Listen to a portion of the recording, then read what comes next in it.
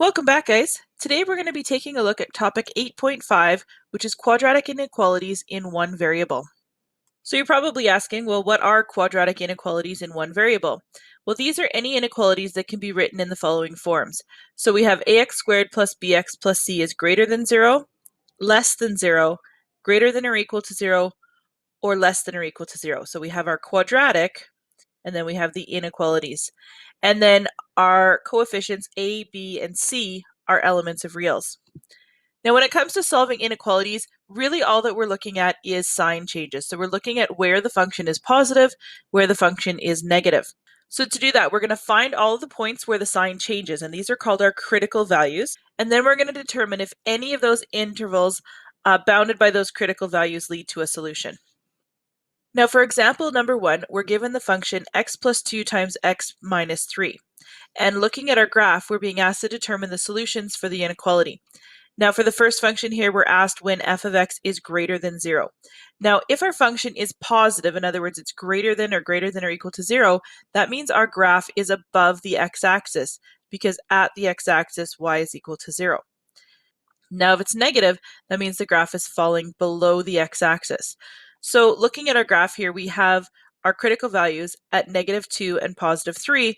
These are our x-intercepts. So to determine our solution, I'm going to sketch a number line and plot our critical values. So we have -2 and +3. And based on our inequality here, those critical values are not included in the solution. So I'm going to put open circles. And now we're looking at our graph to see where is the function positive. Well, the graph is above the x-axis when all of my x values are less than -2, and it's positive when all of my x values are greater than 3. So I would shade or mark that part on my number line. Now, writing that as an inequality, I would have that x is less than -2 or x is greater than 3. Now, it's true that the graph is positive in those two sections, but we can't say and because there's no number that's both less than -2 and greater than 3. So we say x is less than -2 or x is greater than 3. Now, we can also write this using something called interval notation. Now, for interval notation, we would say that our solution goes from -infinity to -2, or it goes from +3 to infinity. Now, just as a quick refresher on interval notation, if we have square brackets, that means that our solution is included, just like having a closed circle. If we have round brackets, that means our value is not included, so it's like having an open circle. And then the symbol that I used, this U, that stands for union, and that's also the symbol for or. So this is set notation for or. So we can write it using our inequality symbols, or we can use interval notation. Now, taking a look at part B, we have f of x is less than 0. So here we're trying to find when the function is below the x-axis. So again, we have our critical values of -2 and +3. And looking at our graph, it falls below the x-axis between the points -2 and +3. So here is when our graph is negative. And again, we're going to have open circles because of our inequality symbol. So writing our solution, we would have our low bound of -2, our high bound of +3, x is in between those two values, and neither of them are included in the solution. Writing it using interval notation, we would have -2 to +3, and because neither are included, we would have round brackets. Now for parts C and D, the only difference between C and D and A and B is our inequality.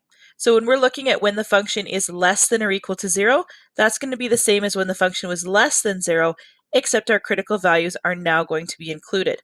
So sketching a number line, I would have -2, +3, but this time I would have filled in dots. And again, the solution is between those 2 points. So writing my inequality, I would have -2 to +3, x is in between, and both -2 and +3 are included. Writing that using interval notation, I would again have -2 to +3, but because they're included, I'm going to use square brackets.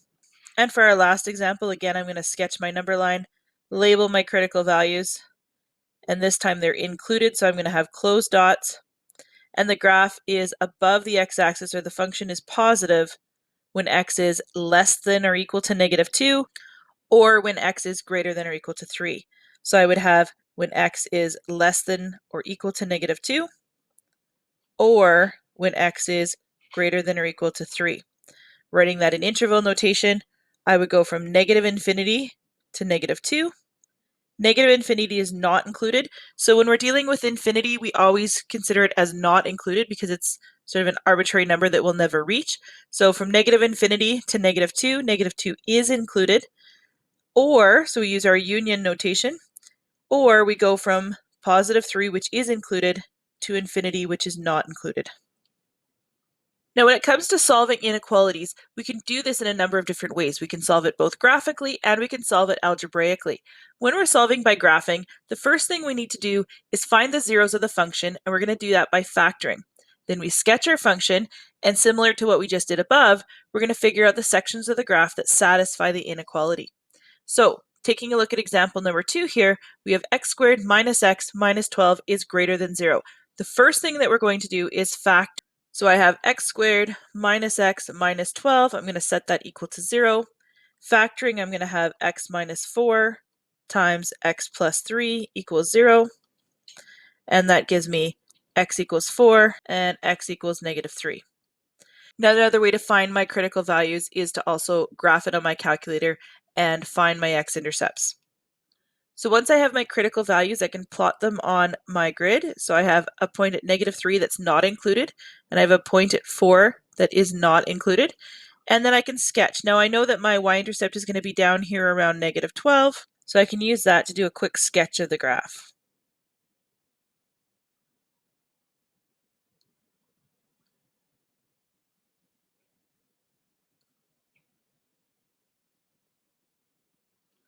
All right, now once we have our graph sketched, then we're trying to identify the sections of the graph that satisfy the inequality. So we're looking for when this function is greater than 0. Well, it's positive here and here. So that's when my values are less than -3, or when they're greater than 4. So I can write my solution as x is less than -3, or x is greater than 4. I can use interval notation as well, so I would have -infinity to -3, union 4 to infinity. Now we can solve quadratic inequalities a number of different ways algebraically. I'm going to focus on one particular method, that's roots and test points, but there are other methods we can use as well. Now when we're asked to solve the inequality x squared minus 10x plus 18 is less than or equal to -3 algebraically, the first thing we're going to do is start by writing our equation. So we have x squared minus 10x plus 18 is equal to -3. So we're just taking that inequality and writing it as an equal sign. And then we're going to rearrange our equation. So we're going to have x squared minus 10x 18 plus 3 becomes positive 21 equals to 0. So we're bringing everything to one side, so it's set equal to 0. And then we can use that to factor and find our critical points. So we have x minus 3 and x minus 7 is equal to 0, meaning x equals 3 and x equals 7. Now we take those critical points or critical values and we plot them on a number line. Based on our original inequality, we know that both 3 and 7 are included, so we're going to use solid dots. And if it helps to define your sections, we can always use sort of a dotted line as a border. Now once we have that, we can indicate our solution regions. So we have x is less than or equal to 3, x is between 3 and 7, so x is greater than or equal to 3 and less than or equal to 7, or x is greater than or equal to 7. Now once we have our solution regions, we're going to choose some test points, and these are the points that we're going to substitute into our original inequality and see which ones make it true or false. So for x is less than or equal to 3, I'm going to choose test point 1, I'm going to choose a test point at 5, and I'm going to choose a test point at 7. So I have my intervals of x is less than or equal to 3, and my test point is 1. I've got x is greater than or equal to 3 and less than or equal to 7, and my test point is 5. And then I have x is greater than or equal to 7, and my test point is 10. So we're going to sub into our original inequality, which was x squared minus 10x plus 18 is less than or equal to negative 3. So substituting in, I'm going to have 1 squared minus 10 times 1 plus 18. Calculating that out, I'm going to have 9. And then I sub in, I have 5 squared minus 10 times 5 plus 18 gives me negative 7. And then 10 squared minus 10 times 10 plus 18 is 18. So comparing that to our inequality, we're asking ourselves, is 9 less than or equal to negative 3? Well, nope, that's not true. Is negative 7 less than or equal to negative 3? Yes. And is 18 less than or equal to negative 3? The answer is no. So using that information, we can solve our inequality. So we have our critical values at positive 3 and positive 7, and we know based on our chart that the solutions fall between positive 3 and positive 7. So my answer is x is greater than or equal to 3 and less than or equal to 7. Writing that in interval notation, we would have positive 3, comma 7, and square brackets. Now, as I said earlier, there are other methods for solving algebraically. One is sign analysis, and one is case analysis. Now, you can find these methods in your textbook, page 478 to 481. If you're looking for the sign analysis example, it's on page 481. And for case analysis, it's on page 479. So in your textbook, there will be some examples showing how to use these methods. I find the roots and test point method tends to be sort of the most user-friendly to start off with, but definitely you want to take a look at these, especially if you're continuing on to Math 30-1 or on to Calculus. But again, I'm just focusing on the one method here today. All right, so it's time to do some practice. What I'd like you to do is solve the following inequalities using each of the above methods once. So take a look at both inequalities and choose one to solve graphically and one to solve algebraically. Pause the video and then come back and check your answers. Now let's take a look at our solutions. While the question does ask us to solve using just one method for each question, I've chosen to use both methods just in case you chose a different method than I did. So for the first one, if I was solving graphically, I would graph the function negative 3x squared minus 5x plus 2. I would find my y-intercepts at negative 2 and positive 1/3. And then I would determine where my graph was positive and negative. And so the part where the graph is above the x-axis is between negative 2 and positive 1/3. So I would say that x is greater than or equal to negative 2 and less than or equal to 1/3. And then again, I can write it in interval notation. If you had chosen to solve algebraically, we would have started first by factoring our function, and we would have had our factors of 3x minus 1 and x plus 2 equals 0, giving us our critical values of 1/3 and negative 2. Now, once we have our critical values, we're going to sketch our number line, and we label our points at negative 2 and positive 1/3, and then we identify our possible solution ranges. So we have x is less than or equal to negative 2, x is greater than or equal to negative 2 and less than or equal to 1/3, and then x is greater than or equal to 1/3. Once we have those, we can choose our test points. So I chose negative 10, 0, and positive 10. Now we can take those test points and sub them into our calculator to check to see which ones are true and which ones are not. So remember that we're looking to see which values are greater than or equal to 0. So when we use negative 10, we get an answer of negative 248, which is not greater than or equal to 0. Then we have an answer of 2, which is greater than or equal to 0. And then negative 348 is not. So our solution will be x is greater than or equal to negative 2 and less than or equal to 1/3. Now moving on to question B, we're asked to solve x squared plus 5x minus 24 is greater than 0. So again, I've shown both methods here. For the first one, if we're graphing, we have a function that's opening up, and we have our x-intercepts at negative 8 and positive 3, and we're looking to see when our graph is positive. Well, our graph is positive when our x values are less than negative 8 or greater than 3. So I have x is less than negative 8 or x is greater than 3. And again, using interval notation, I'm going from negative infinity to negative 8, round brackets because these values are not included, union 3 to infinity. Now, if I was solving algebraically, I'd start off by factoring my function. So that gives me x minus 3 times x plus 8. And then I have my critical values at 3 and negative 8. So on my number line, I've labeled those points and I've indicated my interval ranges, and then I'm going to check my test points. So this time I chose -10, 0, and 5.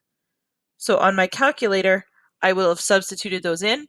And notice when I sub in -10, I have an answer of 26, which is greater than 0. When I sub in 0, I have an answer of -24.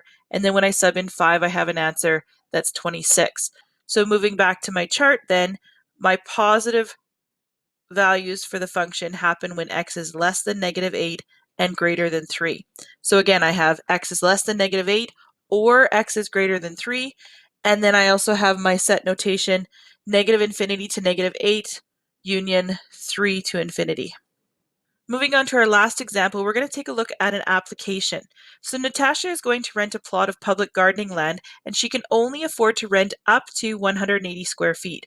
She wants the length of her garden to be 3 feet longer than the width, and the question is, what possibilities does Natasha have for the width of her garden? So we're going to start off by sketching our garden area, and we have an area of 180 feet squared. And area would be length times width. Now we're also told that the length of her garden needs to be 3 feet longer than the width.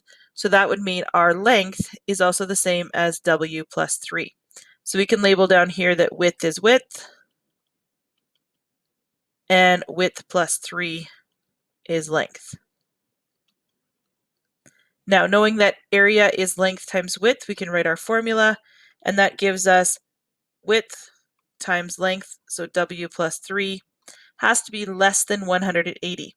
Now, if you notice, it says that she can only afford to rent up to 180 square feet. So it doesn't say up to and including, it just says up to 180 feet. So that means our area has to be less than 180. So in order to solve this inequality, we're going to bring everything to one side and write our equation. So we have W squared plus 3W minus 180 equals 0. And then we're going to factor. That gives us W plus 15 times W minus 12 equals 0. And that gives us W equals -15 and W equals 12. Now, sketching our graph, we know based on our equation here that our graph is going to be opening up, and we know that we have critical values at -15 and +12. So we'll sketch our graph, and we know that we're going to have open circles because these are not included. -15, +12. We know that our graph is positive in these two areas and negative between -15 and 12. Well, we're looking to see when our area is less than 180, so that means our solution is happening between -15 and +12. So using that information, we know that our width has to be greater than -15 and less than 12. Now, if this was a function, I'd say, yep, that's our answer. But we have to think in the context of the question. And in the context of the question, our width can't be negative. So instead we say that our width is greater than 0 and less than 12. And again, this is because the negative part would be outside our domain. All right, so that's our last example. Make sure if you're not understanding that you ask questions. Have a great day, and we'll see you soon.